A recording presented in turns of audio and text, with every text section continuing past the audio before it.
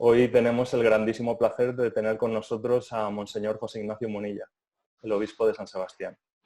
Monseñor Munilla inició sus estudios eclesiásticos en el Seminario Mayor de Toledo y los concluyó en San Sebastián, su tierra. Obtuvo también la licenciatura en Teología Espiritual y fue ordenado sacerdote en San Sebastián en el 86. Posteriormente nombrado obispo de Palencia tras 20 años de párroco en Zumárraga, del que guarda un grato recuerdo. Posteriormente, nombrado obispo de San Sebastián, ha sido el responsable del departamento de la Pastoral Juvenil de la Conferencia Episcopal y formó también parte de la Comisión para los Medios de Comunicación. Y durante 4 años ha sido presidente de la Comisión de Medios de Comunicación del Consejo de Conferencias Episcopales Europeas. Yo creo que es conocido de todos por su extensa labor pastoral en los medios de comunicación. Ha participado y participa en Radio María, donde ha explicado el Catecismo de la Iglesia Católica. También ahora el programa Sexto Continente, que es una de las expresiones que utilizaba el Papa Benedicto XVI haciendo referencia a este mundo digital. Imparte conferencias en el programa La Luz de la Fe del canal EWTN y mantiene una extensa labor de evangelización en las redes sociales, como los que le seguimos podemos ver. Tiene miles de followers, como se dice ahora, ¿no? De YouTube, Instagram, Facebook, y ha acercado la doctrina católica a muchísima gente. En concreto, pues ahora lo está haciendo con nosotros, cosa que le agradecemos. Y luego también ha publicado diversos libros, el último Dios te quiere feliz y recopilaciones de sus cartas pastorales, están disponibles en su web, que lleva por nombre el lema episcopal, que está estrechamente ligado a su espiritualidad, el corazón de Jesús, que se llama En ti confío, ¿no? enticonfío.org. Y como decía don José Ignacio, podría continuar, pero yo creo que lo más interesante es que hable usted. Lo primero de todo, pues agradecerle que esté con nosotros y preguntarle cómo se encuentra en estos días de confinamiento, que llevamos casi 2 meses en casa, ¿no? Usted que es una persona tan cercana, que le gusta tanto pues estar con la gente, el contacto. ¿Qué tal estos 2 meses?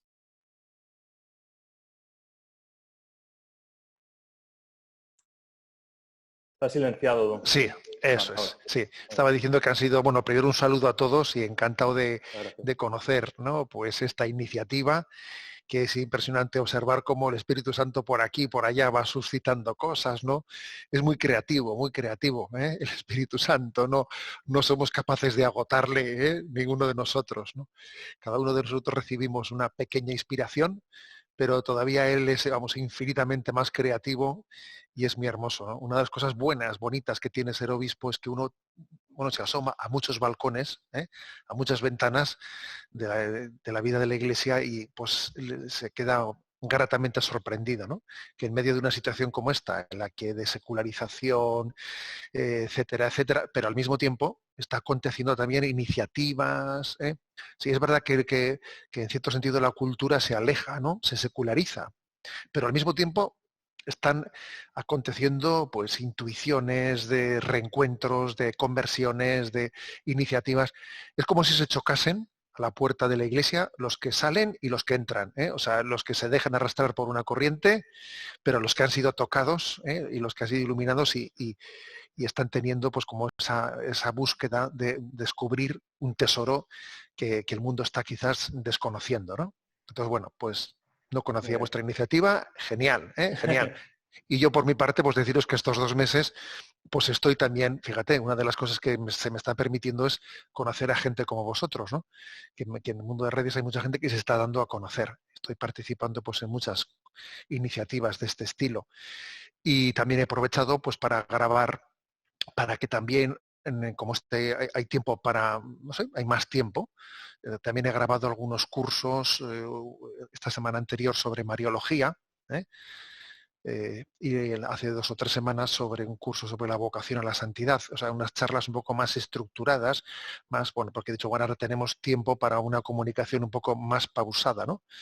Bueno, o sea, que no me estoy aburriendo, vamos, ¿eh? Que no me estoy aburriendo y contento. No, le seguimos y hemos visto, Sí. le hemos seguido este ciclo de charlas que nos están ayudando muchísimo. Y ya refiriéndonos, don José Ignacio, al tema de la charla que nos ocupa, los jóvenes, como decía usted, vemos una oportunidad en las redes sociales, ¿no? Esta es una de las iniciativas de las muchas que habrá visto durante este periodo de confinamiento, pero pues hay otras. Como le comentaba, empezamos 2 amigos y un servidor, empezamos haciendo retiros online y ahora pues tenemos, empezamos, cuando hicimos la primera ya 20 nos parecía un número bastante alto y ahora pues hemos superado la centena. Y continuaremos, ¿no? Tenemos más ponentes. Entonces, usted que es un experto en esto, ¿qué nos diría a nosotros los jóvenes para acercar a Dios a través de las redes sociales? Con su amplia experiencia, ¿cuál cree que son las 3, 4 principios básicos de la evangelización a través de las redes? Bueno, vamos a ver. Comenzando un poco por algo que no es muy simpático decirlo, pero me parece que es muy importante decirlo. Creo que no únicamente tenemos que acertar en el qué transmitir, sino también tenemos que acertar en cómo utilizar las redes, ¿eh? Cómo utilizar las redes. Entonces, yo creo que el principio de discernimiento y de templanza en la utilización de las redes es muy importante, porque bueno, pues porque es cierto que hay una parte muy importante, ¿no? de la juventud que quizás el uso o el acercamiento al mundo de las redes ha sido, ¿no? Está teniendo lugar pues desde un sentirse arrastrado, desde un no tener el necesario señorío, dominio, discernimiento sobre cómo utilizar las cosas, ¿eh? El mundo de las nuevas tecnologías tienen grandes potencialidades, pero al mismo tiempo es obvio, lo estamos viendo, y el que esté libre de pecado que tire la primera piedra, ¿eh? Es obvio que no es fácil gestionarlo con la necesaria templanza, austeridad, porque tiene un punto de adictivo, o sea, eso es así, y eso creo que hay que empezar por reconocerlo. No es simpático que una persona que va a hablar de las potencialidades de la evangelización digital comience por decir esto, no, no es simpático, ¿eh? Pero me parece que es importante, porque es vivir en verdad, ¿eh? O sea, hay una ambivalencia. Yo recuerdo haber escuchado a un jesuita, a un santo jesuita, al padre Mendizábal, ¿no? Que falleció hace poco, hace unos años, que era de nuestra diócesis, decir que las nuevas tecnologías son un buen siervo, pero un malísimo señor. ¿Eh? Entonces, en ese ser un buen siervo, pero un malísimo señor, yo creo que esta es la primera clave, ¿eh? O sea, tenemos que evangelizar, ¿no? O sea, no solo el mensaje, sino también el modo de uso. El modo de uso yo creo que es muy importante. Y, por ejemplo, pues me parece que en el modo de uso pues es muy importante que que se caracterice por ser, digamos, austero pero perseverante. ¿Eh? O sea, austero pero perseverante, porque esas cosas son las que acaban teniendo incidencia, ¿no? El hecho de que alguien, pues ahora, por ejemplo, estamos en tiempo de pandemia, ¿no? Y entonces estamos en confinamiento, entonces de repente nos pegamos unos atracones de de conectividad que son tremendos, ¿no? Para que después deje totalmente abandonada pues, pues la página web o los contenidos que he ido transmitiendo, los dejo abandonados y a veces uno ve que te se ha pegado un atracón en esta temporada, luego lo ha dejado todo y tiene sin actualizar todos los contenidos. A ver, así no se puede ir por la vida, ¿eh? Yo creo que es muy importante que que nos dosifiquemos, y la perseverancia es muy importante. Lo de la presencia constante, constante, constante, muy pequeña, o sea, muy sencilla, austera, pero constante, ¿eh? Yo creo que eso tiene que ser también en cuanto a la metodología, ¿eh? En cuanto a la metodología. También decir otra pequeña cosa, ¿no? Pues, a ver, yo creo que tenemos que creer en la posibilidad en que los temas de fondo, los temas profundos, pueden ser también expresados, aunque sea a modo de lanzadera, de una pequeña lanzadera, ¿no? De manera pues sencilla, intuitiva y directa, ¿eh? O sea, porque a veces existe, ¿no? Parece que hay niveles de comunicación que están incomunicados. O sea, como si hubiese una incomunicación, o sea, no se pueden decir cosas profundas, cosas que son pues en formatos tan rápidos y como son las redes sociales. Bueno, a ver, yo creo que los niveles de comunicación tienen que estar interconectados entre ellos, de manera que sepamos, ¿no? Sepamos que tiene que haber una comunicación rápida, directa a alguien que tengo la oportunidad de decir una palabra y que le suscite y que al mismo tiempo le enseñe, le deje ahí un hilo para que pueda tirar de ese hilo y llegar a contenidos pues, más desarrollados. Yo creo que también esta tiene que ser una característica de nuestra comunicación. Ni pecar de ser un chapas, ni pecar de ser un chapas, ¿no? Ni pecar también de limitarme a unas pinceladas deslavazadas. Yo creo que esos son dos riesgos. Pues eso, ir con un contenido pues intransmitible a la rapidez comunicativa del mundo de hoy, o al contrario, ¿no? Pues limitarme a dos palabritas hechas, pues aparentemente atrayentes, pero que no esconden detrás de ellas un contenido profundo. O sea, yo creo que son los dos riesgos, y tenemos que tener la capacidad de conectar ambas cosas, ¿no? Pues un pensamiento profundo, una formación profunda y suficientemente extensa y desarrollada, pero capaz de expresarse de una manera rápida, intuitiva, y suscitando hambre y deseo de conocer más. De eso de que alguien me ha soltado 2 o 3 píldoras y me quedo con el deseo de detrás de eso, cómo podía profundizar más en ello. Me parece que este es un poco el estilo de nuestra comunicación digital. Yo creo que esto es quizás lo que podría caracterizar este tiempo. Muy bien. Don José Ignacio, en su predicación nos ha hecho, es recurrente caer en la cuenta de que es la importancia de tener deseos, ¿no? De soñar con lo que sueña Dios, que va muy al hilo de lo que el Papa Francisco nos dice, que somos un sueño de Dios, participamos de ese sueño. Entonces, la importancia de tener metas altas, de esto, de impulsar. Ahora quizás la cuarentena es un buen momento, ¿no? Porque nos ha hecho pensar y reflexionar, incluso crecer para adentro. Pero con sus iniciativas, por ejemplo, el curso de Mariología, el curso de vocación a la santidad, como esos buenos deseos que los cristianos tenemos y como usted ha dicho, son más mociones del Espíritu Santo que lo que hacemos nosotros, cómo ponerles patas y si quizás en las redes sociales puede ser para alguien un buen medio, una buena iniciativa, plataforma para realizarlo. Mira, yo primero una palabra por lo que se refiere al principio, ¿no? De lo que estás afirmando. En ese librito que has mencionado al principio, ¿no? Que tuve la ocasión de publicar hace un año, Dios te quiere feliz, cuando pensamos un poco en qué título le poníamos al libro, que eso generalmente suele hacerse al final del todo, al final del todo, pues en el fondo el libro es una llamada a la santidad, es una llamada a la santidad. Y entonces, pues la editora del libro me sugirió, ¿por qué no lo formulamos desde el deseo del hombre de felicidad? Porque hay dos maneras de llegar al mismo sitio. Dos maneras de llegar al mismo sitio.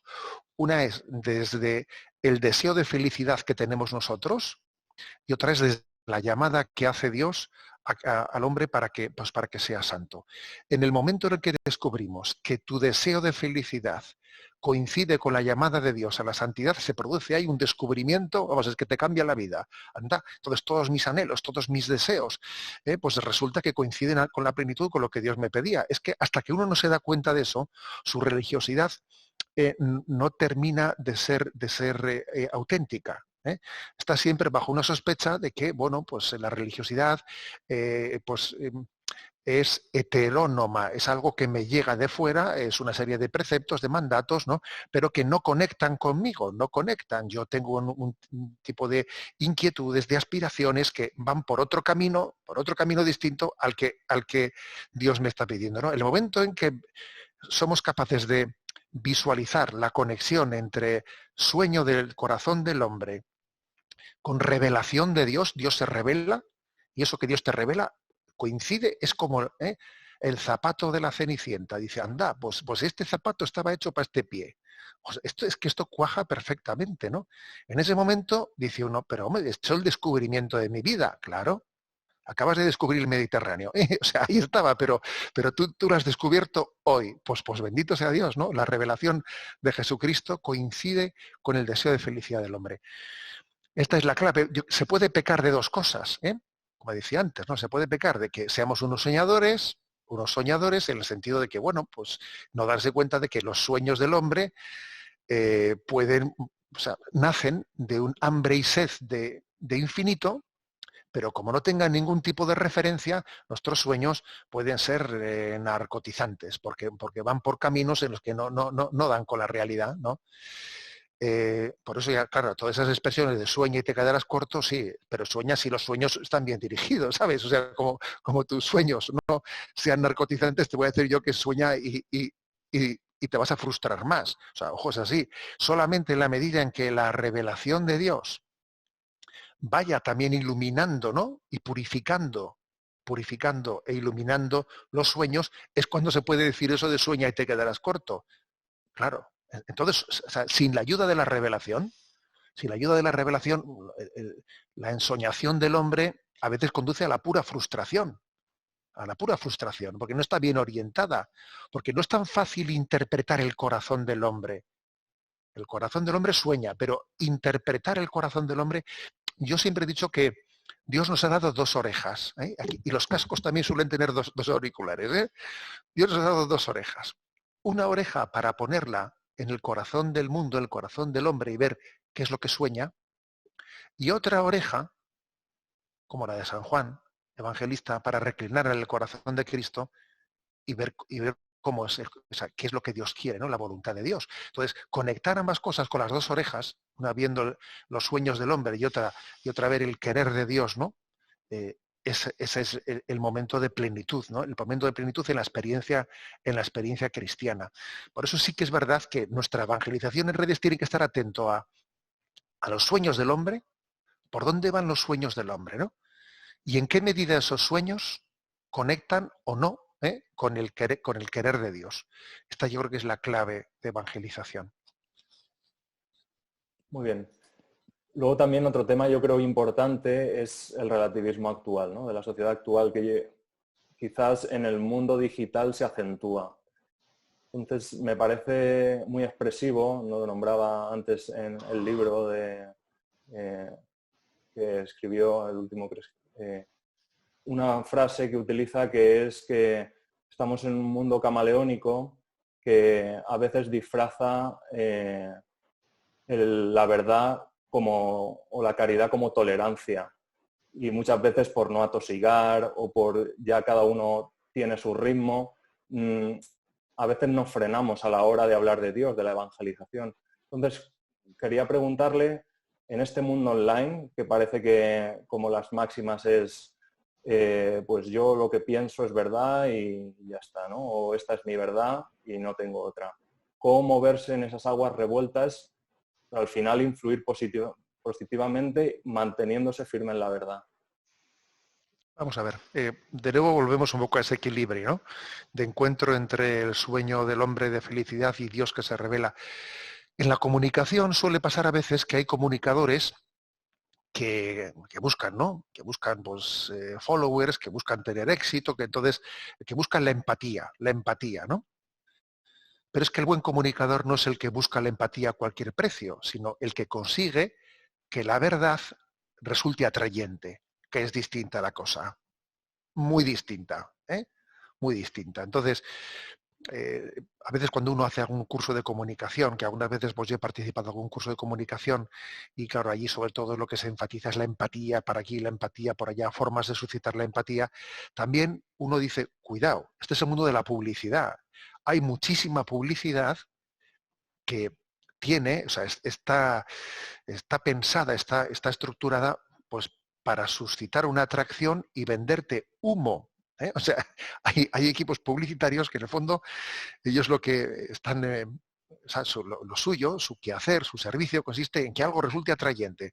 Bueno, claro, yo no respondo del producto, yo lo que respondo es de que la comunicación resulte empática y ojo con eso. Para nosotros nuestro criterio no tiene que ser la búsqueda de la empatía. Nuestro criterio tiene que ser el que la verdad la verdad resulte empática, que es distinto. Resulte empática. Que resulte atrayente. Entonces yo creo que una de los riesgos de este momento es la contraposición entre verdad y caridad, entre justicia y misericordia. Para mí, yo lo he dicho muchas veces esto, la herejía de nuestro tiempo, la herejía que conforma el pensamiento dominante en este momento, es la contraposición de elementos que tienen que estar integrados. Es que antes estábamos en la verdad, pero ahora estamos en el tiempo de la posverdad. Yo un día, en una ocasión estuve, ¿no? Cuando tuve ese cargo de responsable de los medios de comunicación de las conferencias episcopales europeas, tuve una visita en la BBC, ¿no? Pues en Londres, y entonces allí tuve un encuentro con los directivos, etcétera, y entonces pues ellos me explicaron los objetivos de la BBC, etcétera. Entonces de repente me explican cómo ellos han apostado por la posverdad. Y claro, me quedé a cuadros. Además se lo decían a un obispo así como si estuviesen, vamos, ¿no? Yo me quedaba pasmado de que me querían enseñar el gran valor, ¿no?, de la BBC, que apuesta por la posverdad y apuesta pues por la caridad. Y entonces de repente, ¿qué proyectos tenía la BBC para buscar alimentos para los niños empobrecidos? Y me enseñaron un montón de proyectos caritativos que eran una maravilla, ¿no? Pero me los presentaban como el tiempo de la posverdad. Yo decía, madre mía, ¿hasta qué punto? Claro, yo les dije, ¿no? En aquel momento que encima estás en una visita protocolaria y no te puedes permitir ahí ir a clavarla, porque claro, si estás en una visita protocolaria, que estás allí con la Junta, que encima te están recibiendo bien y te están recibiendo, claro, tampoco vas a ir tú allí, ¿no?, a soltarles, pero les dije, ¿pero no han pensado ustedes que estas iniciativas caritativas tan maravillosas que llevan ustedes adelante tienen que nacer, esto es tan magnífico, tan maravilloso, que esto no puede ser mentira, que esto tiene que nacer de una verdad, que no es posible que esto sea inconsistente? Y bueno, se me quedaron ahí mirando con ojos como búhos, ¿no? Como diciendo, ¿este nos ha rebatido o nos ha apoyado? No ha quedado muy claro esto, ¿no? Entonces, esta es para mí la gran herejía, ¿no? La contraposición de la verdad y la caridad, ¿no? Entonces, ¿qué ocurre? Que la verdad y la caridad tienen que estar ligadas. Lo que Dios ha unido, que no lo separe el hombre. Cristo es la verdad y Cristo es el amor. Entonces, a ver, ¿cuál es la herejía de nuestro tiempo? Divorciarlo. Divorciar una cosa de la otra, ¿no? En ese binomio verdad-caridad, ¿cuál de los dos cónyuges es el antipático en la cultura actual? A ver, está clarísimo, el antipático es la verdad. El antipático es la verdad. Aquí lo que se lleva ahora mismo pues es una caridad entendida como amémonos, pues un amor pues, que es un poco de chicle, bueno, pues con tener buena voluntad, con tener buenos deseos. Bueno, a ver, o sea, para que el amor sea verdadero, tiene que ser purificado de muchas cosas, no es lo mismo amar que usar a las personas, que manipularlas, o sea, se mezclan. A veces uno, cuando no actúa en verdad, incluso en las obras caritativas que hace, se puede estar buscando a sí mismo. Vaya que sí se puede buscar a sí mismo. O sea, a ver, es que el amor para que sea verdadero tiene que purificarse de muchas cosas, de amor propio, de orgullos, de vanidad. Bueno, entonces la verdad y la caridad tienen que ser una sola cosa, ¿no?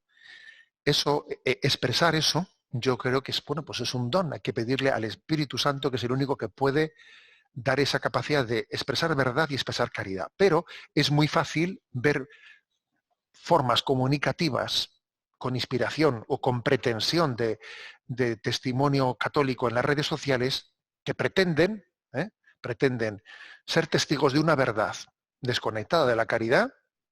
Entonces aquí te pego yo el porrazo de la verdad, ¿no? O ser testigos de una caridad, pues digamos, melosa, difusa, que justifica el pensamiento actual sin hacer ningún tipo de crítica al pensamiento dominante, ¿no? O sea, esos dos extremos es muy fácil caer en ellos. Bien, es verdad que el segundo es más frecuente que el primero, pero los dos extremos están presentes en el mundo de las redes. Es perfectamente posible buscar ambas cosas.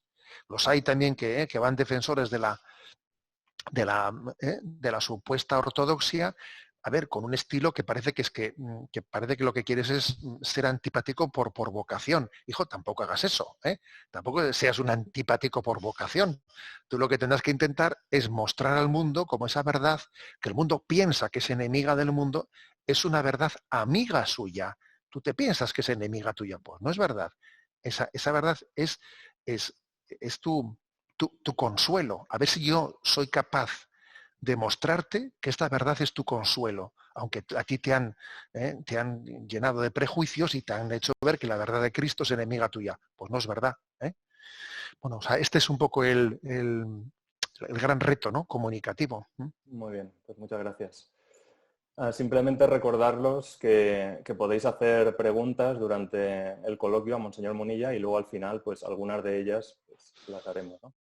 Y ahora, Monseñor Munilla, me quería fijar en las luces que aporta el Papa Francisco a todo este tema de la comunicación, la transmisión de la fe, porque yo creo que ha revitalizado mucho este tema. Ya Benedicto XVI, como hemos nombrado con esa expresión del sexto continente que utiliza usted en su programa de Radio María, ¿no?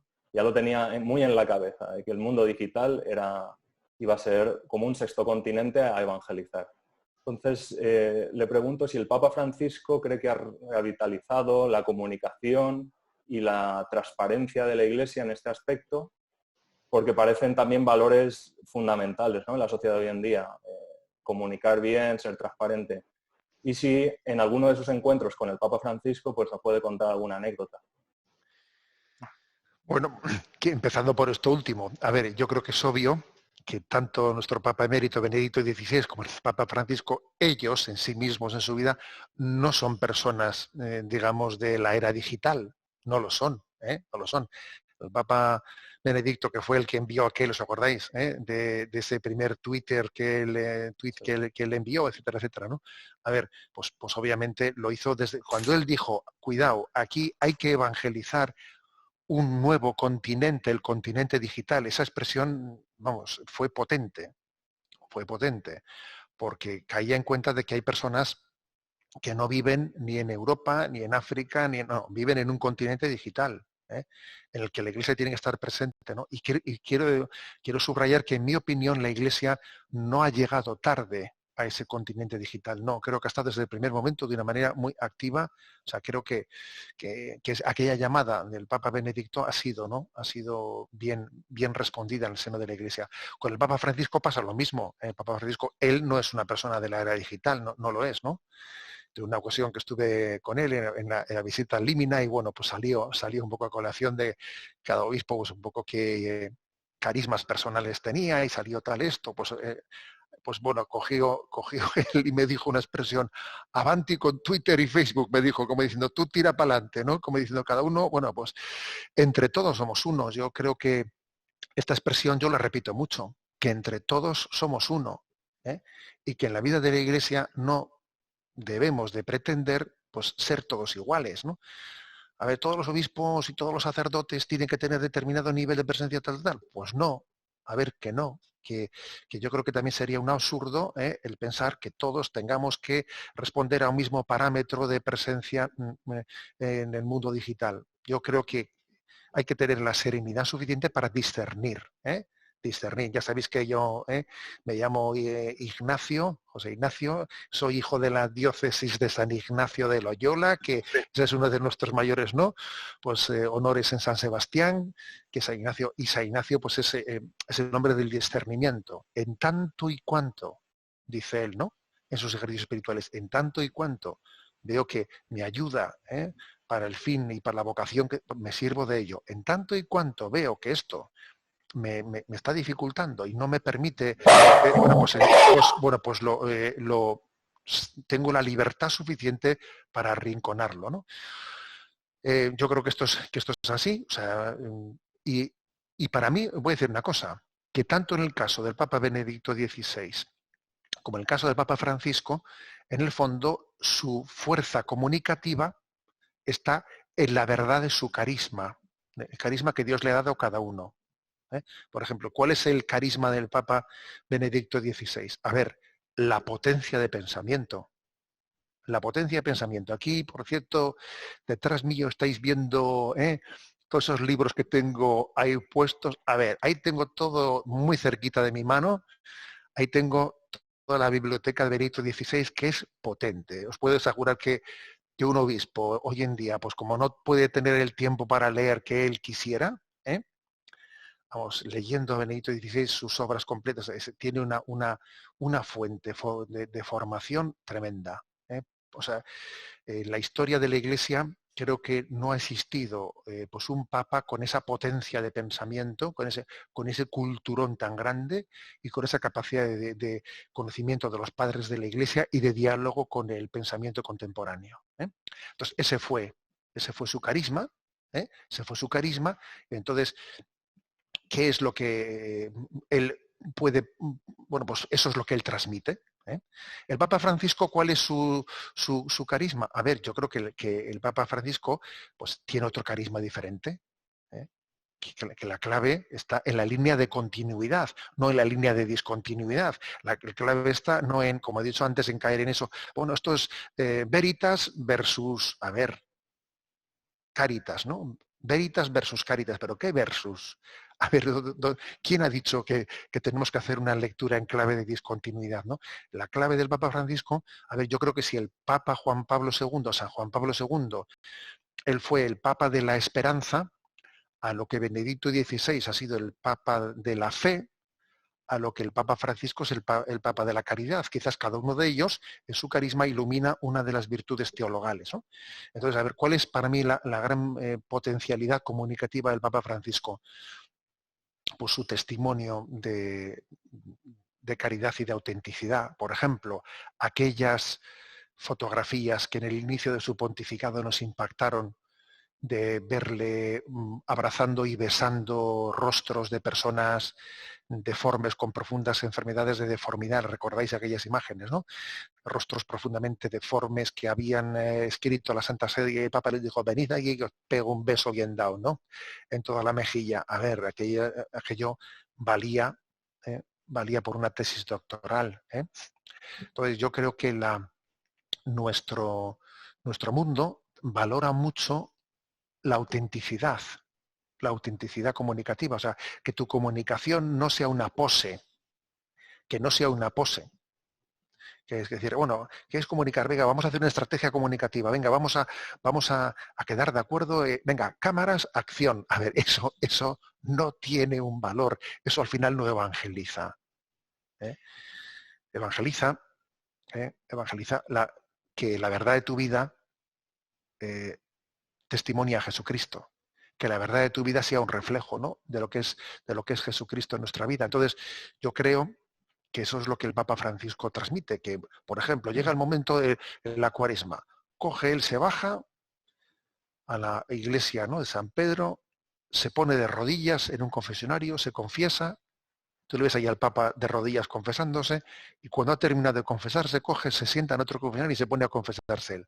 A ver, esa imagen, esa imagen tiene una capacidad comunicativa tremenda, tremenda. Vale para muchísimo. Entonces, en el fondo, en mi opinión, o sea, ni el Papa Francisco ni el Papa Benedicto XVI son dos personas de la era digital, tienen la suficiente conciencia, porque aunque una persona no sea de la era digital, puede tener perfecta conciencia, como la tuvo Benedicto XVI en esa llamada a evangelizar el continente digital, de que hay que estar ahí presentes, y cada uno comunica desde el don y el carisma que Dios le ha dado, sin pretender pues aparentar lo que no es, sin hacer el ridículo, porque es como si a mí me dijesen, tienes que bailar, porque hoy en día, a ver, que yo si intento bailar voy a hacer el ridículo, que es que no sé ni, sería como un armario de tres cuerpos, o sea, que es que no me han enseñado a hacer eso, no tengo ese don, ¿no?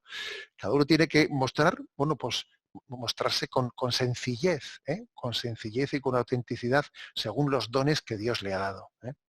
Muy bien, muchas gracias. Continuando con este hilo, usted utiliza también pues, expresiones del Papa Francisco a la hora de sus conferencias, homilías, ¿no? Iglesia en salida, hagan lío, que es el nombre de nuestro grupo, ¿no? Tender puentes. Quería preguntarle que, claro, esto, como ha dicho usted, pues transmite muchos gestos, pero el Papa también está escribiendo cosas y Benedicto XVI ha escrito cosas espectaculares que creo que podemos nosotros hacer que sean más conocidas, ¿no? Entonces, ¿cómo llegar a la gente más alejada o también a la gente joven que no se plantea leer una homilía? ¿Cómo acercar lo que dice y sobre todo lo que escriben el magisterio de la Iglesia y en concreto los papas? Bien, es verdad que aquí para mí, para poder ser comunicativo, me parece muy importante que un contenido tú lo hagas tuyo, ¿eh? Y una vez que lo has interiorizado, ahora lo expreses con ese don y ese carisma que Dios te permita dar. Así, o sea, no creo que sea un buen método el decir, voy a coger este discurso y lo voy a ir cortando y pegando aquí con 140 caracteres de la que te pego. A ver, o sea, no puede ser. Por ahí no vamos bien, ¿eh? Por ahí no vamos bien. O sea, primero tiene que haber una interiorización. Tú lo interiorizas, lo haces tuyo, y ahora tú, a tu manera, coges y e intentas decirlo sintéticamente según a ti también te ha tocado. Esto es clave, ¿eh? Es clave. Por ejemplo, pues a ver, ¿qué hacemos en una homilía? Leemos el Evangelio, lo llevamos a la oración, vemos de qué manera, ¿no? A mí me ilumina e intento lanzar eso. Este principio es clave. No se trata de cortar y pegar. ¿Mm? No se trata, yo a veces digo que yo no soy original absolutamente en nada, en el sentido de que todo lo que he recibido, o sea, todo lo que transmito lo he recibido. Eso es verdad. El principio de control C, control V es verdadero, pero con un matiz importante. Entre el control C y el control V tiene que haber una interiorización tuya, en la que tú las cosas las haces tuyas, iluminan tu vida y desde tu experiencia las lanzas. Esto es clave. A veces, a la hora de lanzarlas, encuentras grandes amigos, compañeros de camino, que te dicen, ojo, este me va a ayudar a decir esto. Yo a veces, por ejemplo, os voy a decir que tengo ciertos compañeros de camino que en las redes sociales me han ayudado mucho. Fíjate, ¿no? Pues desde los más teológicos como San Agustín, que me parece un crack. Para mí San Agustín es el crack de la historia de la Iglesia, ¿no? En su capacidad comunicativa. Hasta pensadores mucho más actuales, pues Chesterton, por ejemplo, que también es un polemista de esos que te cuestiona las cosas, te las resitúa, ¿no? Incluso Mafalda. Mira, te voy a decir una cosa, o sea, yo me he dado cuenta que Mafalda es una compañera de camino con una que te ilumina la capacidad crítica del pensamiento, pues muy grande. Entonces, puedes encontrarte compañeros de camino, fíjate tú, ¿no? He hablado yo de San Agustín, de Chesterton y de Mafalda. Menuda miscelánea. A ver, o sea, ¿pero qué tiene que ver una cosa con la otra? Pues yo creo que de lo que se trata es de que tú hayas tenido tu síntesis interior, recibiendo esa encíclica, recibiendo ese mensaje, la hayas reposado y ahora a la hora de transmitirla a veces encuentras compañeros de camino que te ayudan a lanzar una intuición, otra intuición, ¿no? Como digo, pues intentando crear un hambre, un deseo de un conocimiento superior. Yo creo que el deseo de conocimiento siempre es conocer te lleva a amar y amar te lleva a desear conocer más. Y eso se está alimentando continuamente, ¿no? O sea, queremos eso, ¿no? O sea, que mi amor me lleve a conocer, pero que conocer me lleve a amar, y etcétera, etcétera. Y eso yo creo que esa es la clave, ¿no? La clave comunicativa. Muy bien. Muchas gracias. Don José Ignacio, una cosa que tenemos clara los que estamos organizando este tipo de charlas, de coloquios, es que no hacemos apostolado, sino queremos ser apóstoles, verdaderos apóstoles. Y aquí le está escuchando mucha gente joven y luego pues este coloquio se grabará y mucha más gente pues podrá verlo, ¿no? Entonces, quería, si nos dijera si es urgente la transmisión de la fe y sobre todo los jóvenes, ¿qué podemos hacer ahora mismo, hoy, para llevar a Dios a más gente? A ver, esa expresión de San Pablo, ay de mí si no evangelizare. Pues, me parece impresionante esa expresión, ¿no? Ay de mí si no evangelizaré. ¿Por qué dice San Pablo eso? Dice, mira, para empezar, es que cuando uno no está a lo que está, a lo que debiera de estar, está a lo que no debiera estar. O sea, que ya solamente ya por esto ya es muy importante, porque digamos que evangelizar, o sea, poner el corazón en el celo, por la gloria de Dios, nos libera de muchos peligros, de vanidades, de tonterías, ¿no? Yo suelo decir que en la medida en que uno no tiene celo por la gloria de Dios, ¿sabes? Está lleno de celos, con ese, que son tonterías, envidias, que quiero ser como este, como el otro, que este me cae mal, a este no le aguanto. Mira, todo eso te pasa por no tener celo. Porque si buscases la gloria de Dios, no habría sitio para tonterías. ¿Eh? Entonces, para empezar, es que nos hace un bien a nosotros mismos. Es que evangelizar te libera a ti de tener un corazón absolutamente disipado y de sufrir en tonterías. Porque puestos a sufrir, que en esta vida hay que sufrir siempre, puestos a sufrir, yo quiero sufrir por lo que merece la pena. No va a estar sufriendo por celos y por tonterías y por peleas y porque no nos aguantamos y porque, a ver, por Dios. Aquí se sufre siempre. Pero hay gente que sufre pues porque ha hecho de su vida pues un gran hermano y está siempre mirando a los demás en la pantalla y, o sea, a ver, pues si tú quieres sufrir por el gran hermano, métete ahí, ala, eres un masoca. Pero es que yo pienso que, es que sufrir por meterte en esa dinámica del gran hermano, eso es una desgracia. Es una desgracia. ¿No? Yo quiero sufrir por otras cosas, ojo, y se sufre, ¿eh? Porque claro, cuando evangelizas, también hay problemas y te dan caña y a ver, pero yo prefiero sufrir pues por ese servicio al evangelio. Luego, hay de mí si no evangelizare, ¿no? Y luego más voy a decir una cosa, o sea, es que los que estamos, por ejemplo, los que estamos participando en este coloquio en directo, los que habéis tenido esa intuición, ¿no?, de este grupo de hagan lío y tal, de alguna manera habéis sido unos privilegiados, o sea, habéis sido alcanzados por Cristo, habéis tenido una intuición, o sea, el Señor, o sea, ha puesto sus ojos en vosotros, en nosotros, también en mí, o sea, es decir, a ver, ha sido un privilegio, es un honor poder servirle a Jesucristo, ¿no? Entonces, haber sido objeto de esa elección privilegiada, pues, gratis lo hemos recibido, démoslo gratis, ¿no? O sea, no podemos enterrar ese talento. Sería terrible haber recibido un regalo tan grande y bueno, ¿no? Y que el Señor nos dijese el día de mañana, ¿qué hiciste, ¿no?, con ese don que yo te di, ¿no? Pues para que tú evangelizases y tú, pues bueno, pues lo enterraste. Luego yo creo que, para mí la expresión de San Pablo, ay de mí si no evangelizaré, es tremenda, ¿no? Pero a veces entendemos mal esa expresión, como si hay de mí si no evangelizaré porque me van a echar una bronca. A ver, que no es eso. O sea, que es una pena de vida. ¿Qué pena de vida desperdiciada si no la he dedicado a evangelizar, ¿no? O sea, la mayor obra que podemos hacer en esta vida, lo más grande que tú puedes hacer en esta vida, ¿qué es? A ver, ser instrumento para que alguien se acerque a Dios. Eso es lo más. Lo más. Le escuché a un ingeniero nuclear esto. A ver, lo más grande que yo he podido hacer en esta vida no es dirigir una central nuclear. Lo más grande que yo he podido hacer en esta vida es que Dios me haya permitido que alguien en el apostolado se acerque a Dios. Eso es lo más grande. Yo cuando me presente delante de Dios que yo haya dirigido una central nuclear y te dirá San Pedro, ¿y qué? ¿Y a mí qué me dices? A ver, eso no va a ningún lado, ¿no? Pero yo acerco de un alma a Dios. Entonces, quien acerca un alma a Dios acerca su propia vida. O sea, no hay nada más grande que eso, ¿no?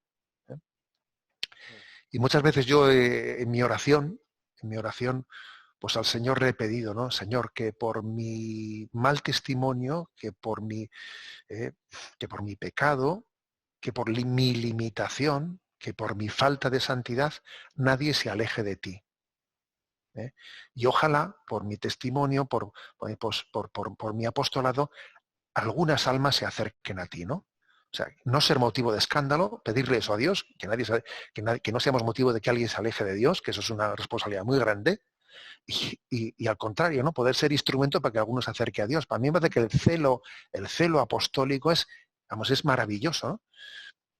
Y lógicamente, tiene una condición. El celo apostólico, la condición principal que tiene no es que te lo digan, no es que te lo manden, no, que estés enamorado, porque el que está enamorado le va a brotar, ¿sabes? Le va a brotar, le va a salir de sí mismo, ¿no? Le va a brotar y va a tener el deseo de comunicarlo, ¿no? Eso es así. Muy bien. Pues ya por último, y pasamos a las preguntas de los participantes, nuestro querido Benedicto XVI nos repetía que el cristianismo se caracteriza por la alegría verdadera, ¿no? Y también usted lo repite en sus conferencias, pues la importancia del buen humor, incluso de reírse de uno mismo, de relativizar las cosas propias, los agobios, los defectos. Entonces, cómo la alegría, la autenticidad cristianas pueden ser motores para la evangelización en este mundo que a veces vemos de caras largas. Bueno, pues fíjate, casualmente en el programa de Sexto Continente, que suelo tener 2 días a la semana en Radio María, lunes y viernes, en el último programa, vamos, en el de ayer, en el de ayer, pues un oyente me lanzó una pregunta y me dijo, oiga, bien, yo es que le he visto que esta semana anterior lanzó usted una broma, la compartió por redes sociales. Y es verdad, pues una broma ahí de unos que subían en moto y con una corneta parecía que estaban ahí metiendo ruido y resulta que, bueno, pues estaban imitando con una trompeta el ruido de una moto, ¿no? Pues era, bueno, graciosa. Compartí eso y iluminaba esa broma con una expresión de Juan 23, de San Juan 23, ¿no? Del Papa Bueno, que por cierto está en su diario espiritual y es potente, ¿no? Y dice, la risa, cuando es sin malicia, ensancha el corazón y así cabe mejor en él Jesús. ¿Sabes? Yo cuando leí esta cita dije, pero qué cita tú, ¿Qué cita? La risa, cuando es sin malicia, la risa, tú te ríes y entonces se ensancha la cosa, se ensancha y así cabe mejor Jesús. Es súper gráfica, ¿no? Es súper gráfica porque es verdad que hasta cuando nos reímos es verdad que que parece que se ensancha la capacidad torácica, ¿no? Bueno, bien, pues yo le decía a ella, a ver, porque ella me decía, ¿no? La oyente de Radio María, pues que a ella le suelen decir que tiende a ser un poco seria. ¿Eh? Y que, bueno, pues que cuando le vio a un obispo hacer esa broma, mandar una broma en las redes sociales, dijo, joder, no sé, es muy serio que mandar una broma. Me decía, pero yo a usted le considero una persona seria, me decía en otro sentido distinto, en otro sentido distinto de la palabra. Entonces, a ver, que a mí me ha roto un poco el esquema, ¿no? Entonces, bueno, yo primero le dije a ella, a ver, primero, usted es como es, o sea, tampoco se avergüence de ser cada uno como es, pero ella me decía, la alegría, porque también hay que decir, por ejemplo, que en esta sociedad nuestra hay bastante sentido del humor. Una de las cosas que tiene nuestra sociedad es que tiene bastante sentido del humor. Pasa una cosa y enseguida salen los memes, salen las cosas, hay bastante sentido del humor, ¿no? Entonces me dice, a ver, eso es signo de frivolidad. Es signo de frivolidad. A ver, puede ser, claro que puede haber una alegría frívola, ¿eh? Pero yo creo que la alegría no nace del maligno. Uno cuando lee el famoso libro ese de Cartas del Diablo a su sobrino de C.S. Lewis, ¿sabes? Que es una de las joyas que yo tuve ocasión de en Radio María, pues carta por carta, ese libro, irlas desgranando, ¿sabes? Ahí están por ahí colgadas, si alguno quiere verlas en la página anticonfío.org. A ver, el demonio, el maligno, es serio, es amargado, no tiene sentido del humor. Satanás no tiene sentido del humor. Él dice, ¿no? Dice Chesterton con su habitual, ¿no? Garacejo, dice el demonio, el ángel caído, cayó, dice, cayó por su gravedad. Dice, no, por su gravedad. Se refiere a él, a ver, porque siendo tan amargado, lo lógico es que te caigas a lo más profundo, ¿no?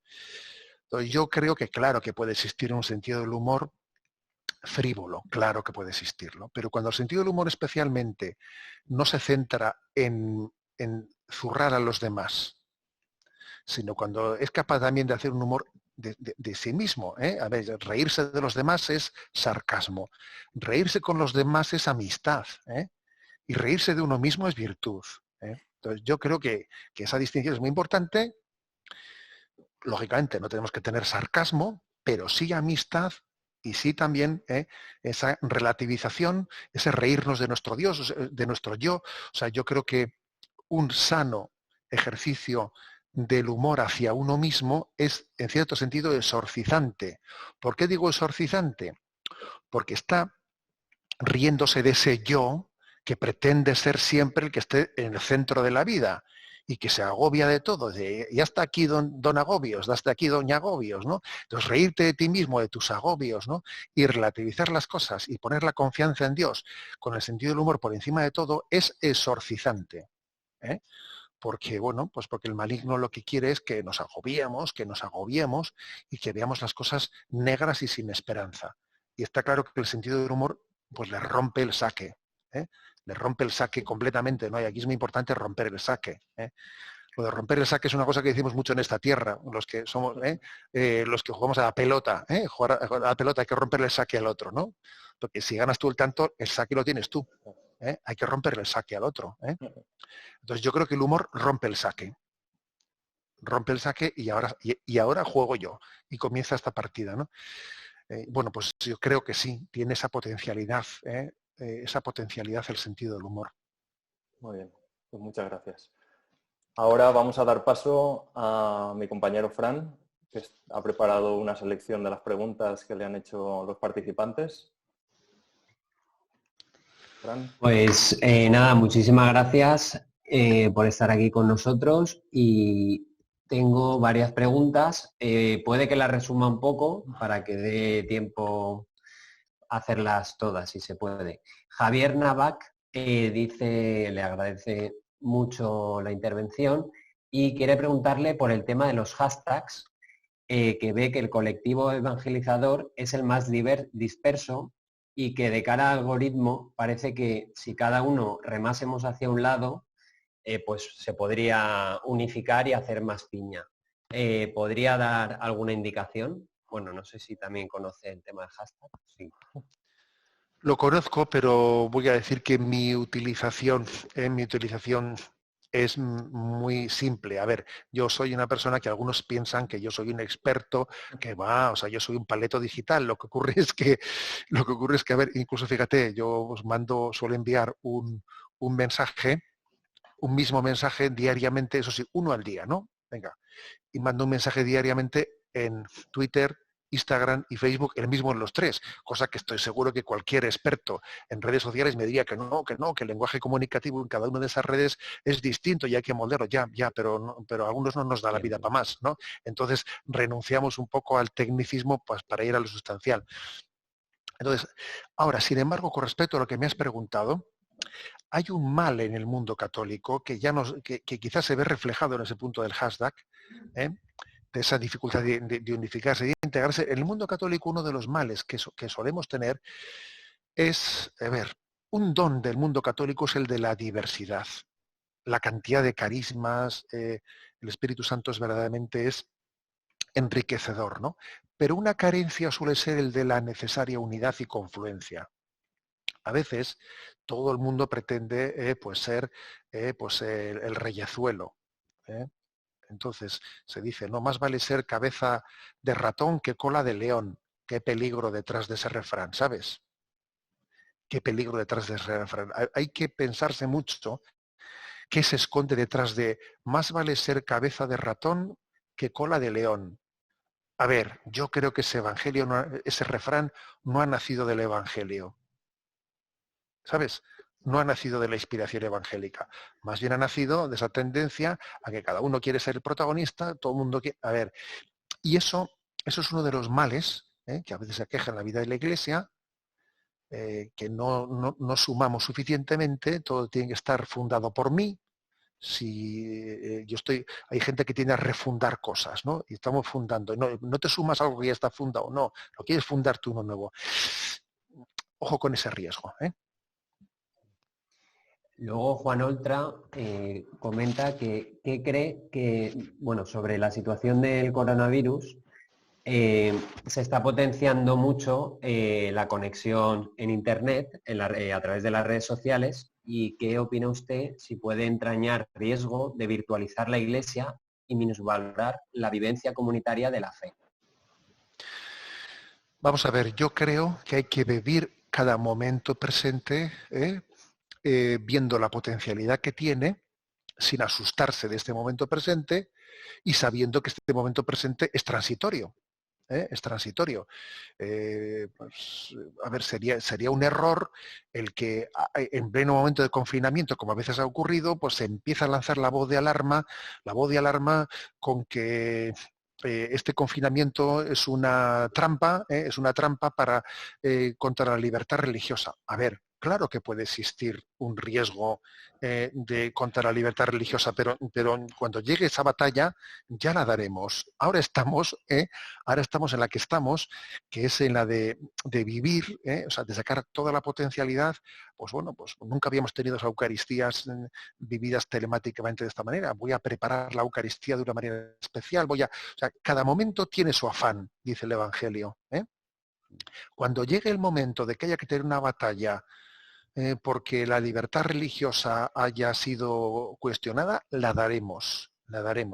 Pero ahora cuando se trata de entender que obviamente, ¿no? Obviamente, pues era necesario un renunciar a la asistencia presencial en la Eucaristía hasta que el riesgo de pandemia no lo aconsejase, bueno, pues entonces en este momento no me voy a distraer con el siguiente riesgo, voy a vivir esto en este momento, ¿no? Entonces yo creo que esto también es importante. Cada momento tiene su afán. Ahora sería un error que este momento, pues lo eternicemos. No, pues no. Por ejemplo, pues ahora mismo la adoración al Santísimo Sacramento está trasladada aquí en San Sebastián, la adoración perpetua, a mi capilla. Yo justo antes de estar con vosotros estaba haciendo aquí el turno de la capilla de la adoración perpetua, porque para poder, digamos, prolongarla en ese tiempo, la hemos traído aquí. Y la estamos transmitiendo online, la estamos transmitiendo por el canal de YouTube. Y se hacen turnos de adoración online. Pero, hombre, obviamente, ¿entiendes? O sea, no nos puede. O sea, ahora, pues gracias a Dios, el lunes, o sea, pasado mañana, vamos a volver de nuevo, ¿no? Pues a la adoración presencial. Bueno, pues yo creo que hay tiempo para todo, y esto ha sido una potencialidad comunicativa. Yo confío en que también aquí ha habido muchas personas que pasaban por ahí, y el Señor les ha dicho una palabra, ¿no? Ha dicho una palabra. Vale. Jesús de la Llave comenta que es bastante importante la caridad y qué opina lo que dicen algunos de que cuando comunican dice o vas conmigo o estás contra mí. A ver, el que dijo, el que no esté conmigo está contra mí fue Jesucristo. Fue Jesucristo y en realidad Él es el único que puede decirlo. Él es el único que puede decirlo, pues porque Él es la plenitud de la verdad. Es la plenitud de la verdad. Yo suelo decir, a ver, que nosotros no poseemos la verdad. Es la verdad la que nos posee a nosotros. O sea, es Jesucristo el revelador, ¿no?, del Padre, el que tiene la plenitud de la verdad, y en la medida en que somos testigos de esa verdad, es la verdad la que nos posee a nosotros. Luego yo creo que hay que ser firme en la defensa de la verdad, porque tú no te predicas a ti mismo, sino a Jesucristo, y tú no puedes negociar, ¿no? Tú no puedes rebajar el mensaje de Jesucristo, pero al mismo tiempo tener una inmensa paciencia pues en el acompañamiento de las personas en su itinerario hacia esa verdad, pues porque el Señor ha tenido paciencia con nosotros. ¿No la vamos a tener nosotros con los demás? Sí. Muchas gracias. Alfonso Galdón pregunta ¿cómo podría Europa, hoy que celebramos su día, recuperar la conciencia de Dios que estamos viendo en esta sociedad que está legislando en contra de la ley natural, como el aborto, la eutanasia, la definición de la familia? Bueno, pues eso es una buena pregunta. La verdad es que, fíjate, Europa, el momento álgido de la vivencia de los valores cristianos en Europa tuvo lugar en el siglo pasado al terminar la Segunda Guerra Mundial. Fue en el momento en el que se había visto el rostro del mal. Ahora se han cumplido 75 años, ¿no? cuando Europa vio el rostro del mal, a dónde podía llegar, ¿no? Mira el vacío del hombre si tú le faltas por dentro, mira el poder del pecado cuando no envías tu aliento, ¿no? Que dice, ¿no?, la secuencia de Pentecostés. En ese momento se produjo un boom, por ejemplo, un boom de vocaciones misioneras en Europa, como nunca había ocurrido, y gracias al cual se ha vivido las misiones muchísimas décadas. El boom de las vocaciones misioneras después de la Segunda Guerra Mundial inundó África de misioneros europeos. ¿Qué ocurre? Luego viene el bienestar, bueno, pues entonces ese bienestar nos va poco a poco, nos va docenando, nos va burguesando y nos va haciendo perder el espíritu, ¿no? Y ese es el riesgo. Yo prediqué hace unos 5 meses o así, que fue el fallecimiento de nuestra madre, 5 o 6 meses. Nuestra madre murió con 90 años y era hija de esa generación que vivió esos momentos duros en Europa, ¿sabes? Sí. Y la guerra civil en España. Y yo prediqué en su funeral que se nos va una generación que ha sido curtida por la prueba. O sea, los tiempos duros dieron luz a una generación fuerte, ¿sabes? Y luego, sí, esa generación fuerte dio a luz pues, tiempos buenos, y los tiempos buenos han dado a luz a gente muy débil, y la gente débil ha dado a luz pues, tiempos complicados, ¿no? Entonces, claro, la pregunta del millón es, ¿y qué tiene que pasar en Europa para que ahora, ¿no?, se invierta ese proceso de progresiva pérdida de las raíces de las que hemos nacido? Pues quizás tiene que ocurrir pruebas de purificación. Quizás lo que nos está pasando ahora mismo también forme parte de esa prueba. Es que mientras que no somos curtidos por el sufrimiento, ¿sabes?, pues el hombre no da lo mejor de sí mismo. O sea, yo creo que el sufrimiento es un despertador. Y entonces, bueno, pues quizás Europa para volver a ser ella misma, como decía San Juan Pablo II, necesite también experimentar, ¿no? No sé de qué manera, porque esto es solamente la providencia, podrá saberlo, ¿no? Experimentar la necesidad de Jesucristo. Solo para saber un poco el tiempo, son y 5, ¿a qué hora concluimos? Porque usted tenía la agenda un poco limitada. No, por mí, pues yo os diría que me dispongo de la posibilidad de acompañaros y de adaptarme a vosotros en lo que os parezca prudente. Pues 2 preguntas más y terminamos. Venga. Jesús Martí pregunta, ante la crítica y el odio en la evangelización de las redes sociales, ¿qué debemos hacer? En el caso del polémico vídeo a los obispos españoles pidiendo abrir iglesias, que fue trending topic enseguida con muchas críticas, ¿debemos contestar, pasar, rezar por ellos y ya? ¿O qué nos aconseja usted? A ver, yo desde luego, con respecto a los trolls y con respecto a la gente tal, pues yo nunca he entrado al trapo. Nunca he entrado al trapo. Pues porque creo que también la mansedumbre y la paciencia es una manera también de responder. Cuando vienen los insultos, o se mete alguien ahí y suelta una barbaridad y tal, bueno, luego uno tiene que quizás discernir, dice, bueno, ¿qué hago con este? Porque claro, el problema está que está escandalizando a todo el resto de la peña, le acabo bloqueando. También muchas veces el no entrar al trapo hace que mucha gente se vaya sin necesidad de más, ¿verdad? Uno tiene que discernirlo. Yo creo que la mansedumbre es una manera ya de hablar al mundo. Y la paciencia, pues ya está, ¿no? Otra cosa es que igual, bueno, pues en algún caso, pues de una campaña concreta, que ya no está meramente ligada al insulto, ¿no?, sino que está ligada, pues igual sí se puede decir una palabra, ¿no?, una palabra de matización. Ahora, yo creo que suele ser muy bueno, cuando hay que contestar incluso, no contestar frontalmente, sino dejar caer algo que relativice lo que el otro ha dicho, ¿sabes? Suele ser más eficaz. Es más eficaz dejar caer algo. Solemos decir que los amantes de la pelota, hacer una dejada al ancho, ¿sabes? Es una dejada al ancho. Tú sueltas algo que relativice lo que el otro ha dicho, como que no dice nada, y puede ser eso más eficaz que entrar a trapo y decirle, pues tú no sé qué, ¿sabes? O sea, es mucho mejor tener esa capacidad capacidad de, bueno, yo relativizo un poco lo que ha dicho el otro y ya vendrá otro y lo relativizará un poquito más. Y ya la última pregunta, bueno, muchas gracias por esta respuesta. Santiago de Argentina nos está oyendo y pregunta que si podría resumirnos, por favor, en 3 ideas, las directrices para evangelizar el mundo de hoy. Y con esto ya concluimos y creo que es un buen día. Así, ¿no? Como nada, con 3 ideitas rápido. Bueno, a ver, pues obviamente no, pues con temblor y temor, porque tú verás, ¿no? Con temblor y temor, pero me atrevo a decir. A ver, lo primero, solo los enamorados se enamoran. Yo creo que eso es básico. O sea, para poder evangelizar hay que estar enamorado, porque el factor testimonial es el que tiene una capacidad muy grande de transmisión. Luego, por ejemplo, ¿qué puedo hacer yo pues, para poder evangelizar mejor? Confesarte mejor. Fíjate tú, ¿pero qué tiene que ver? Sí, confiésate mejor.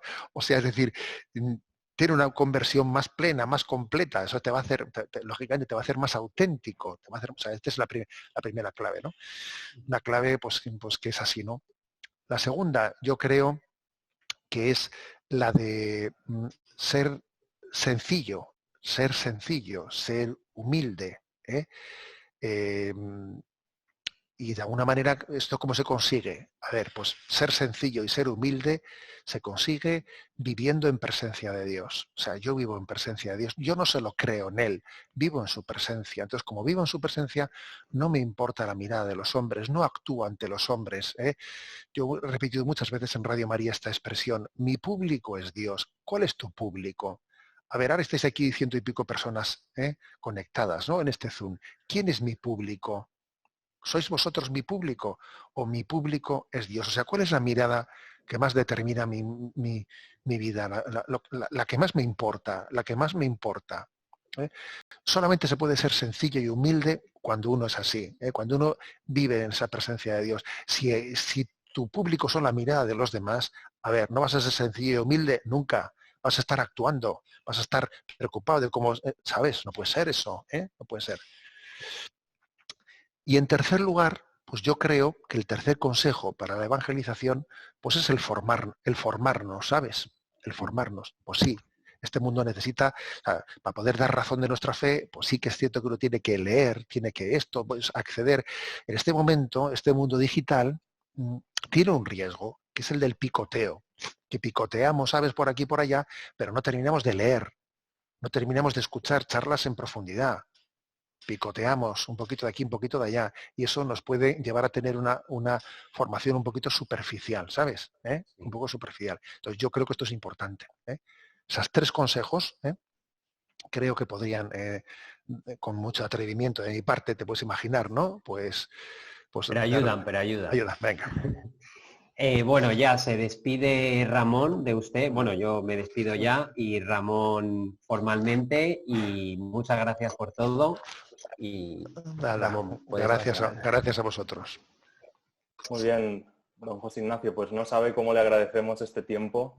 Sabemos que la agenda del obispo, como usted dice, pues no da la vida y sobre todo pues la luz que nos ha aportado en estos temas y por estar siempre disponible. Ya sabemos que es el obispo disponible. Vamos. Bueno, pues sois unos crack. Seguid hacia adelante y yo creo que esa intuición que habéis tenido, que Dios la bendiga. Si os parece, os voy a dar la bendición para todos. Muy bien, perfecto. La bendición de Dios Todopoderoso, Padre, Hijo y Espíritu Santo, descienda sobre vosotros. Me encomiendo a vuestras oraciones mucho.